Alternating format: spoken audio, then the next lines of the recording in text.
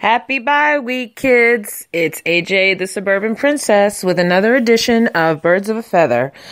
This week, we're going to talk about how this bye week is going to be even more interesting than the mini bye week that our Birds, who just won and blew away the Denver Broncos into their bye week with a successful win.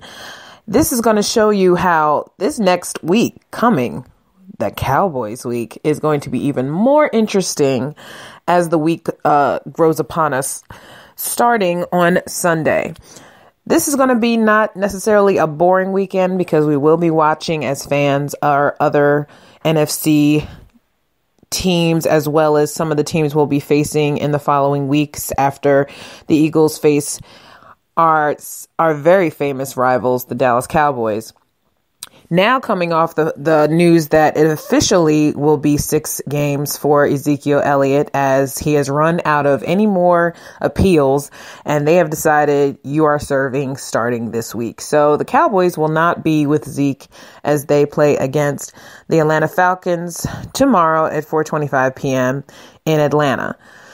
Well, this is not necessarily a shock, but it has been the most dragged out story since the preseason, basically. I mean, at this point, I don't know about anybody else, but I kind of even forgot what the heck Zeke got in trouble for in the beginning. I understand the videos of him pulling down a girl's bikini top. I know that he had been accused of domestic violence from his girlfriend in the past, and then she's saying that, he had repeatedly beat her, and there were pictures and all these things.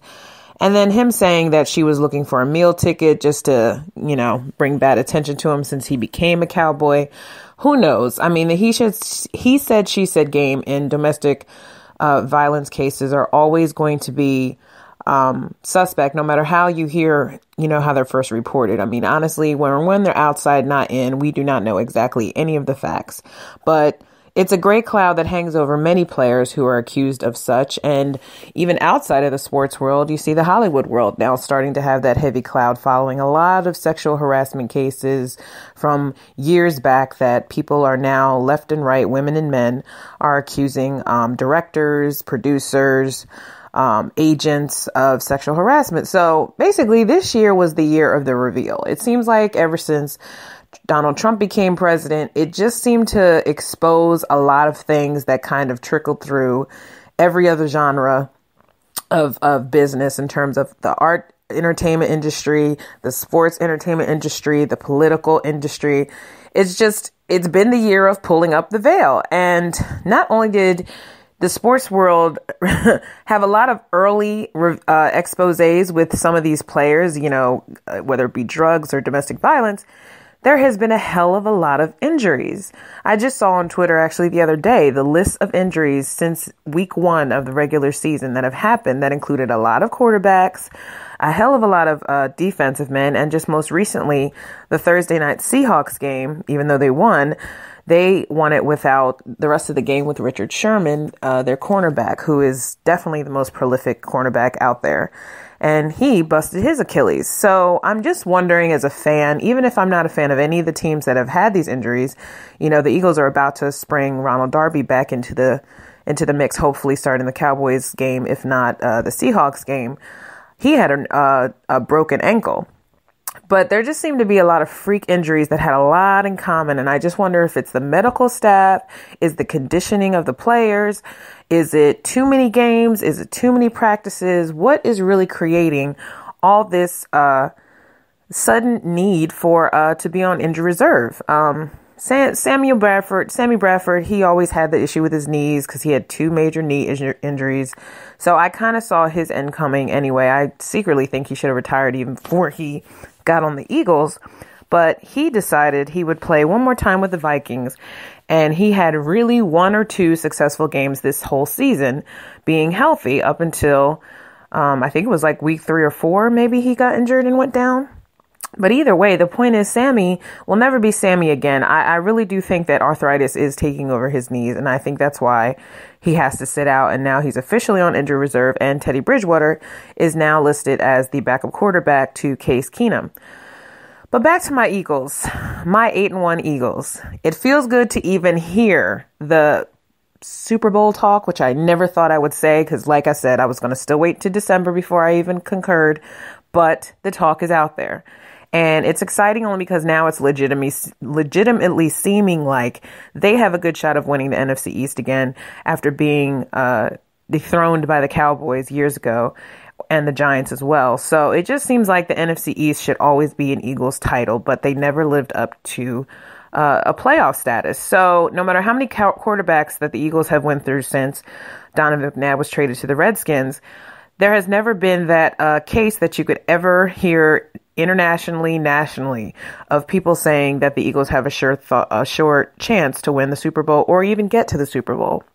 Now, mind you, it's kind of exciting to have a Dallas Cowboy rivalry again, but it's not as exciting to me as a fan if Zeke is not playing, because Zeke pretty much was the whole offense.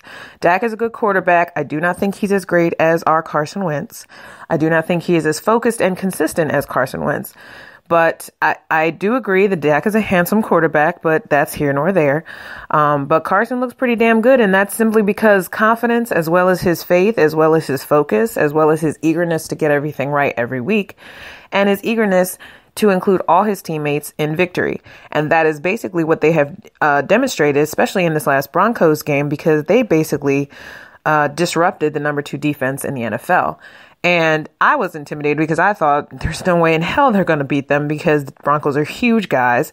Just like I'm still nervous about the thought of them going to Seattle. But Seattle just lost one of their key corners guys, and people have been saying that the Seattle guys are not necessarily as tough as they come off.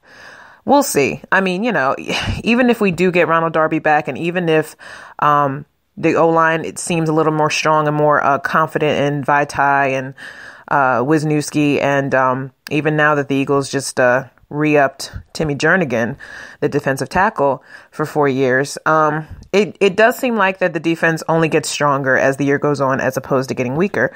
So it may not be a threat, but it still makes me think, when is the shoe going to drop? And I think that every Philadelphia fan has that feeling in the back of their head of, when is it going to happen? Because the last time we got this hype about a team and that they ever had this long of a record was before they went to the Super Bowl in 2004.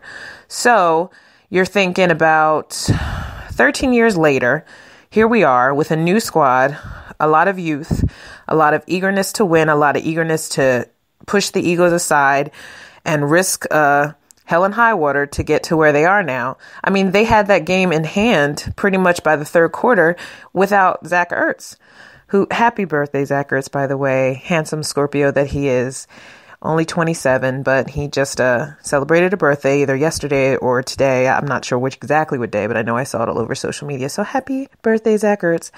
But even without Zach Ertz, they managed to put Trey Burton in there, and Brent Selleck got a few catches instead of just blocking. So it was really good to know that our tight ends could fit in. Obviously, Jay Ajayi just fit right in like he'd been there the whole time and got his first score, as well as LeGarrette Blount, and I think they even put Smallwood toward the end when they put Nicky Foles at the end of the game. Smallwood got some more yards as well. And Corey Clement pulled a hat trick and got 3 touchdowns. And homeboy was not even on the starting running back roster just about a couple weeks ago. He was only special teams. So you can't tell me that Corey Clement does not fit in this team in the future as well as next year. I see him I see him succeeding or seceding. Oh my God, my words are horrible today. I see him basically going ahead of Sproles when Sproles decides to retire. Although I don't think Sproles is going to retire because he didn't finish this year. And I have a feeling he has one more good year in him. And I thought it was going to be this year, but now that he kind of got injured, I have a feeling he will be that veteran backup for Corey, as well as Blunt and obviously Ajayi. I think they're going to keep 4 running backs next year, not 5. So I think either Smallwood will stay on the practice squad or Smallwood will get traded. And I think it'll be one of those things that it works either way, because wherever there's a lack of wide receiver issue, because I don't, unfortunately, as much as I love Torrey Smith, I do not think he's going to end up staying on this team, which is why I'm sure they gave him the 1-year contract. But I do think that at the end of the day, where there's a short or there's a lack of oomph in the wide receiver, there's always a running back who can kind of sub as a wide receiver, if not a tight end. So I feel like every every day and every game this year, whereas it seemed so uncertain in the beginning of the season, I think the coaching staff has decided that they'll always have somebody there for someone else. And that's the way it should be, but it's never actually been put into action, and we've never actually seen it carried out, because if it wasn't an injury, they just weren't good enough. So now you finally have a lot of guys that have been there the year before who maybe didn't make a dent in it as they're doing now. And it's both sides, offense and defense. So I feel really good to hear the stats and the national praise that even some pundits really don't still want to give up. But I do feel like the tide has turned, and I do feel like even through all three teams that are playing currently, the Flyers, Sixers, and the Eagles, I do feel like there is a tide turning, and thank God for it, because I feel like all of us Philly fans have suffered for years before we had any kind of promise or hope in Philadelphia for a championship, for a consecutive season, for wins. I mean, my God. I mean, if any team gets over 500 these days, it's a blessing. And if they stay there, it's even more of a blessing. So, and the Sixers have been picking up too as well. I mean, yes, they just dropped a game to the Kings the other night by 1 point, but you see what happens when you put Joel Embiid and Ben Simmons and Robert Covington and TJ McConnell and lovely JJ Redick, who's been a blessing to this team as far as the three-point shooter gap. They have a lot of potential. Now, the problem is the only thing that could screw up this record is if Brett Brown doesn't know how to use some of these guys at key moments toward the end of the fourth quarter when they all start losing their legs. So I think that could be the only thing that could really mess up this team, and taking Embiid out at certain points or certain legs of series because of wanting to rest him, worrying about his foot, his knee, whatever. That's the only stuff to me that could really mess up the chemistry of the Sixers. Other than that, the ball is in their court. This is their time. Ben is starting to get less timid, and I'm starting to see a lot of these players are seeing, they're seeing the future. And so, like I said, I think the only thing that could ruin it is themselves and the coaching. So once they get the little kinks out and they start to trust each other when it comes down to the stretch, I think the Sixers are going to be a definite playoff team, at least in the 6 or 7 seeds, if not higher, before the end of this year. So I'm excited.